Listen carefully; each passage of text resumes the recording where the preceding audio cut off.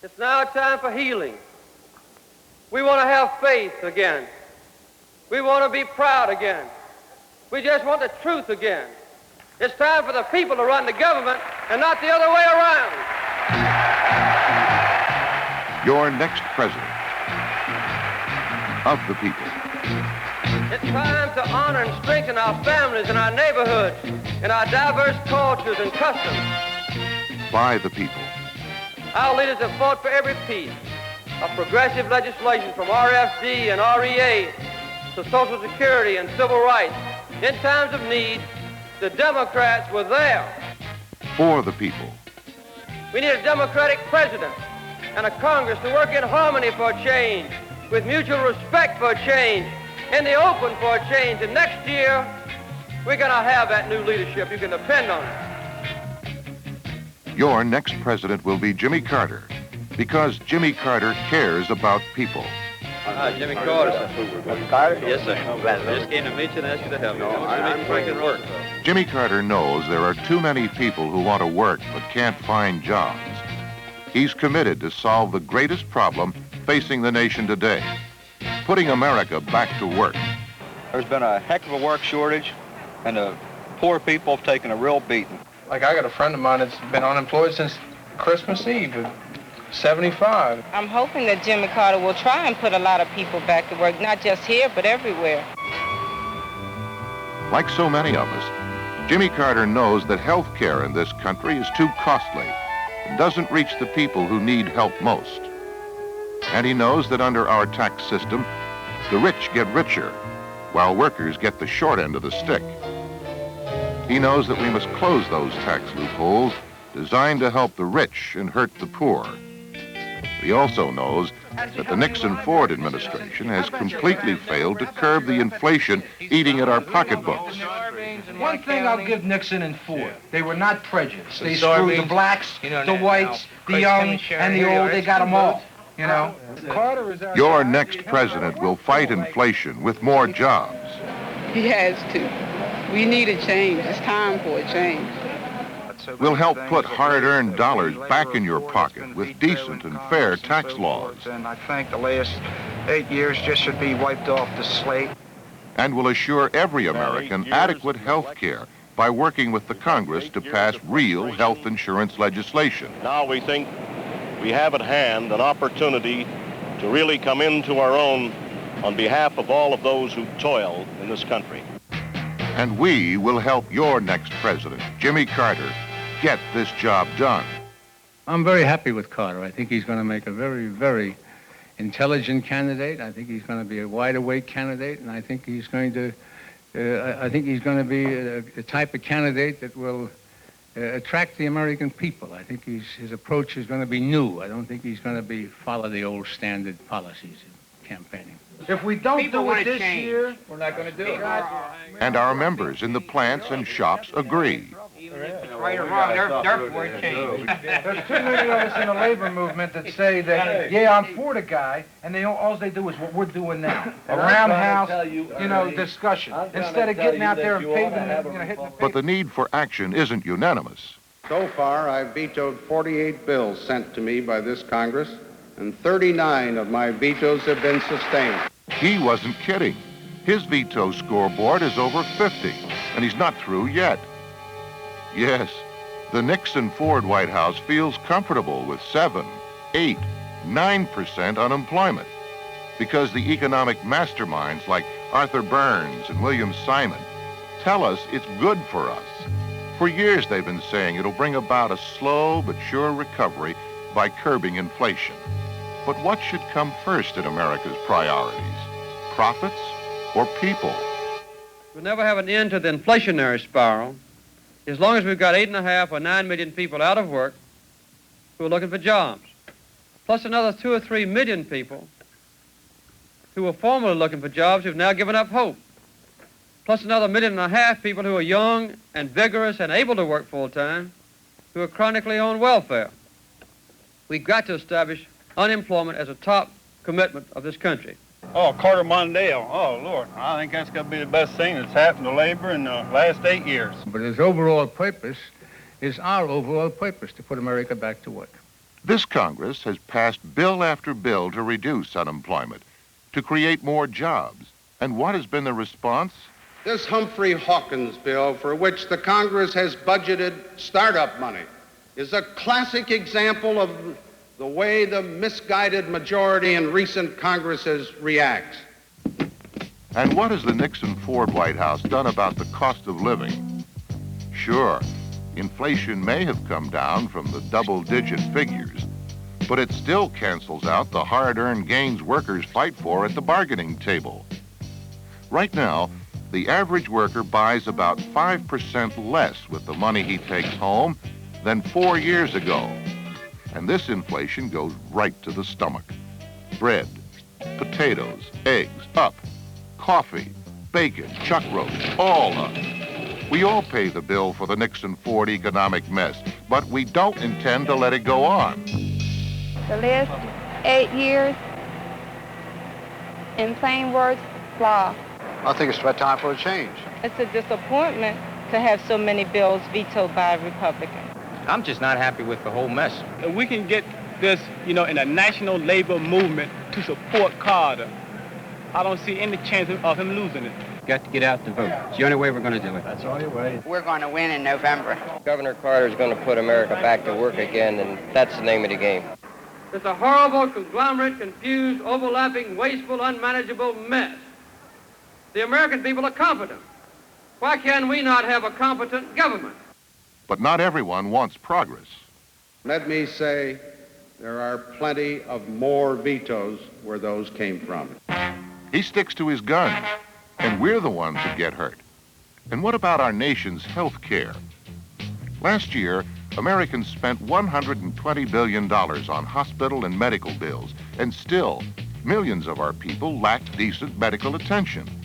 Many suffer, many die, because they can't afford to pay for basic health care. And yet the Nixon-Ford White House has done nothing to solve this crucial problem. It says the richest nation in the world can't afford the best health care in the world. Your next president doesn't agree. Our nation's health problems must be attacked from many approaches, one of which is national health insurance. We, like Jimmy Carter, insist that this is a government of the people, by the people, and for the people. And that's why the AFL-CIO also seeks tax justice. No, not a tax bone for the workers and a tax feast for business so that corporations get bigger and the rich get richer. We want a system without loopholes, without special favors, without discrimination. The surest income to be taxed is the income earned from manual labor.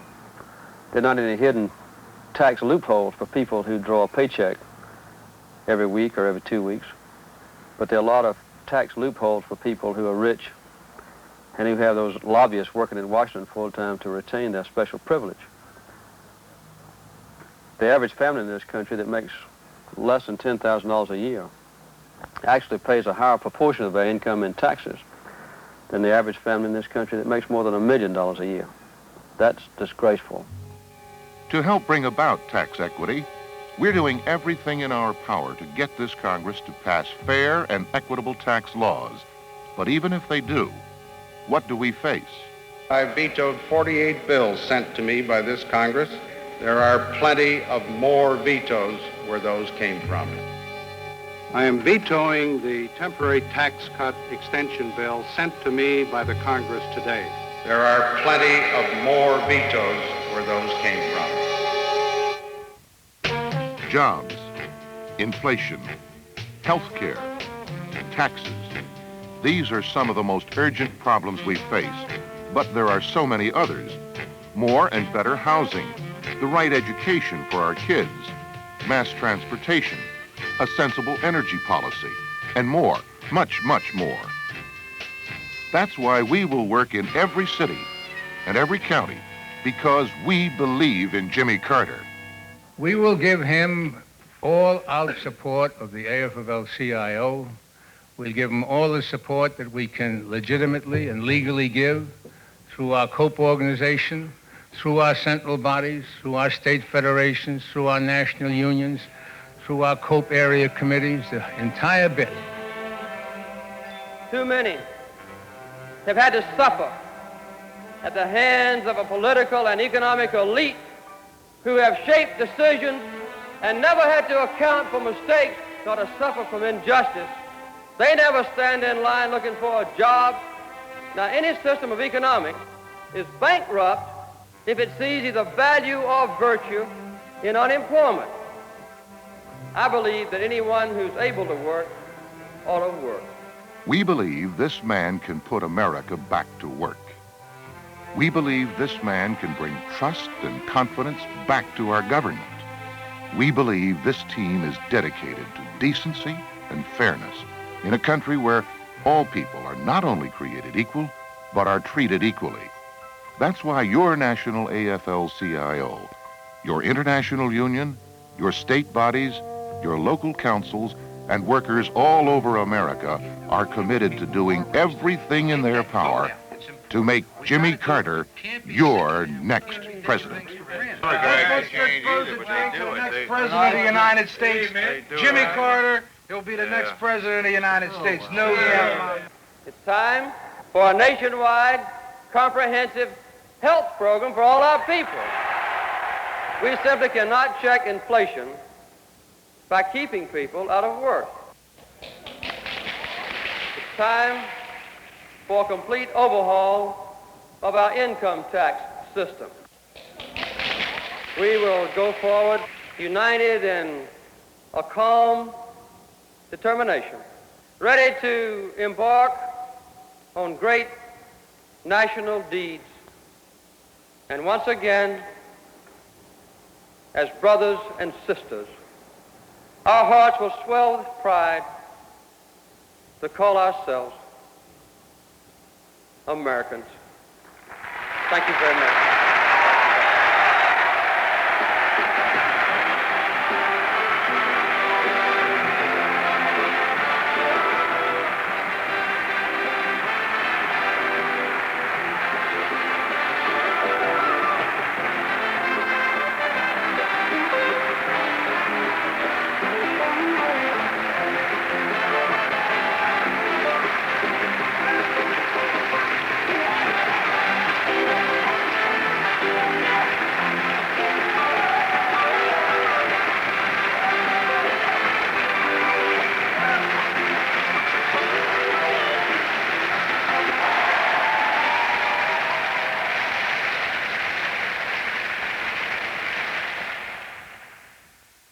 You may have recognized some of the CWA people in this film.